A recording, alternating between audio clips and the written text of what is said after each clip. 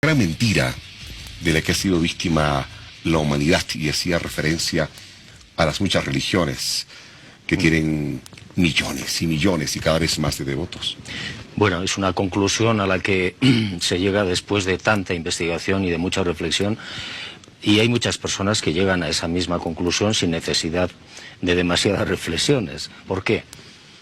Pues porque al final todas las religiones venden algo. Todas las religiones te piden a cambio de tu servidumbre moral, bueno, pues te dan el cielo o el infierno, ¿no? Y sin embargo, todas las religiones han nacido en sus orígenes de presencia ovni.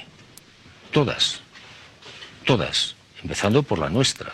Bueno, por la católica.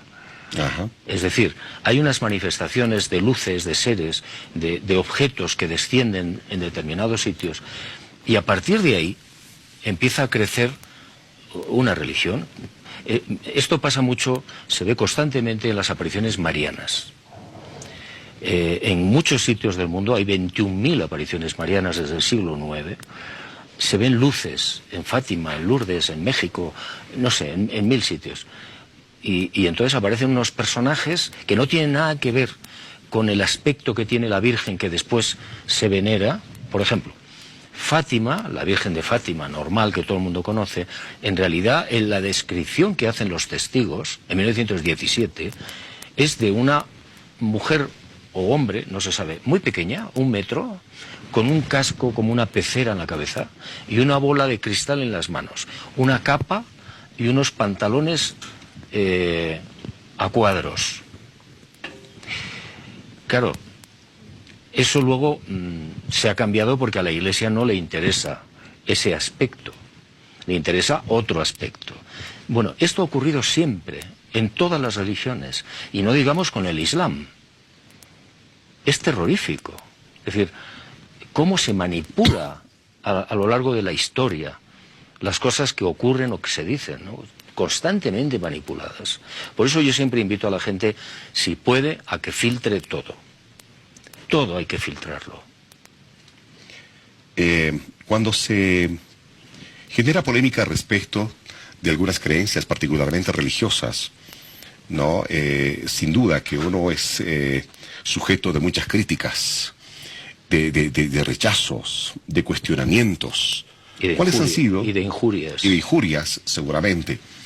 ¿Recuerda algunas que le hayan puesto a Juan José Benítez en una situación realmente difícil, como decir, no, yo aquí paro, no digo más nada, y me dedico a otra cosa? Hombre, hubo un momento, ahora ya no tanto, pero al principio, cuando salió precisamente Los Caballos, en el 84, a partir del 84, donde a mí en los púlpitos se me consideró Satanás. El Opus Dei, por ejemplo, tiene prohibidos mis libros. Y en algunos lugares donde tienen sus pisos, y los tienen bajo llave. Los socios, en este caso del Opus Dei, tienen que pedir permiso para poder leerlos. Y a mí me llena me sorprende mucho, ¿no? Porque Los Caballos de Troya son los libros más respetuosos con Jesús de Nazaret. Otra cuestión es que no estemos de acuerdo, o en los libros no se esté de acuerdo con el papel de María, la señora, ¿no? Porque está totalmente equivocado. Es decir, María no era una devota de Jesús de Nazaret. Era una mujer inteligentísima que consideró que el anuncio del ángel significaba: mi hijo es el Salvador de Israel. Libertador político, fuera Roma, al mar con ellos. Y eso lo peleó toda su vida, hasta que murió Jesús. Entonces fue cuando ella se empezó a dar cuenta que había metido la pata. Y el resto de los discípulos igual.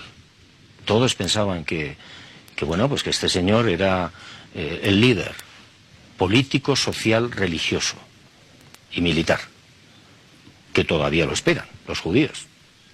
Entonces, claro, a mí me parece incluso más noble el papel de María así que de la otra manera, porque es una mujer humana, inteligente, y que defiende sus ideas contra él. Y hay momentos de la vida de Jesús que son terribles, de la oposición de la propia familia y la soledad de Jesús. ¿Puede uno sentirse identificado con los libros de Juan José Benítez, sobre todo cuando se hace referencia a estos temas religiosos tan delicados, siendo católico, evangélico, siendo parte de alguna religión determinada, o de una u otra manera, si se identifica con estos libros y con todas las teorías que están planteadas en ellos, uno tiene que rechazar su propia religión. Bueno, yo no pretendo nada de eso. Yo lo único que intento es transmitir una información que a mí personalmente me parece lógica y bella. Lógica y bella. Y luego cada uno que piense lo que le parezca oportuno. Si no es, no hay más. Ni quiero convencer a nadie, ni lo pretendo, ni vamos. Pero creo que es una información que toca el corazón de la gente y le da una enorme esperanza. Muy bien. A ver, quiero que entremos ahora a algunas experiencias que ha tenido Juan José Benítez en Bolivia. Y ahí quiero que me ayude Ovidio, que es precisamente un investigador en la materia. Juan José Benítez ha estado ya en 1967 por primera vez, ¿sí? No, en el 67 fue un caso que sucedió al sur del Salar de Uyuni, el 1 de junio del 67. Ajá. Yo lo investigué después. Afortunadamente... ¿Lo investigaste estando en España? No, sí. yo vine acá. Acá. Y localicé, después de bastantes complicaciones, a la testigo principal. Valentina se llamaba ella. Valentina. Y Valentina Flores. Y era una india, vivía cerca de un pueblecito que se llama Atocha, al sur. Entonces Atocha está en el sur de Potosí, evidentemente. Sí. Y esta mujer, en el año 67, con un niño a la espalda, fue al lugar donde tenían guardando el ganado, las ovejas. Eran unos corrales redondos de piedra. ¿Y cuál no sería su sorpresa de día, cuando ve... Ella lo describía con sus palabras, a un señor muy bajito en una silla que volaba. Y se aleja. Pero quedó otro...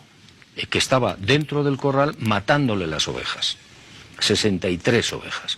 Todas muertas, todas sin sangre.